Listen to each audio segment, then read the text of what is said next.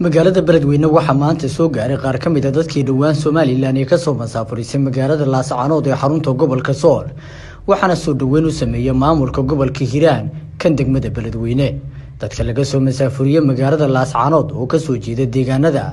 dadka laga soo masaafuriyay magaalada Laascaanood oo badi ka soo jeeda deegaanada maamulka Koonfur Galbeed Soomaaliya dadka laga soo masaafuriyay magaalada Laascaanood oo badi ka soo jeeda deegaanada gobolada Baybakol iyo Shabeellaha Hoose ayaa la dejiyay dhismayaal ku yaala xaafadda Howlwadaag ee Beledweyne iyadoo la gaarsiiyay deeq isugu jirta raashin biyo iyo xoolo loo qalay waxaana madasha lagu gaarsiinayay gargaarka goobjoog ka ahaa gudoomiyaha gobolka Hiiraan Cali Jayte Cismaan gudoomiyaha degmada Beledweyne Cismaan Dhicisow Dhuubo ugu horreyn madasha ka hadlay dadka lagu soo dhaweynaya waxa uu sheegay in maamulka Beledweyne uu garab taagan yahay walaalaha Soomaaliyeed ee laga soo masaafuriyay degmada Laascaanood waxaan maanta aan la joognaa dadkii laga soo barakiciyay magaaladii Laascaano ayaan maanta la joognaa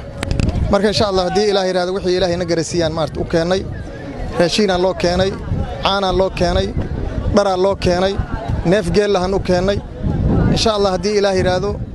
dadka kale waxaan u sheegaynaa inay dadku ku daydaan oo dadkaas maaragtay tabaalaysan oo walaalahooda la soo barakiciyay ay maaragtay wixii ugu tabaruc kalaan ugu tabarucan insha Allah hadii Ilaahay yiraahdo marka waxaan leeyahay wa tacaawunu cala albirri nin walba waxaad awoodo birri yawmal aakhira ay maaragtay ku sugaa insha Allah intaasi kadib gudoomiyaha ku-xigeenka gobolka Hiiraan ee dhinaca maaliyadda Abuukar Sheekh Cabdullaahi Maade waxa uu shaaca ka qaaday in maamulka gobolka Hiiraan uu caawin doono dadkaas muddada ay joogaan Beledweyne si nabadgelyo ahna loogu sagootin doono deegaanadooda dadkan si nabad ay ku u degan laga soo barakiciyay magaalada Laascaanood dadka Soomaaliland waa ognahay waa dad wanaagsan laakiin siyaasiyiinta Soomaaliland arxan ma laha wax arxan oo leeyin ma laha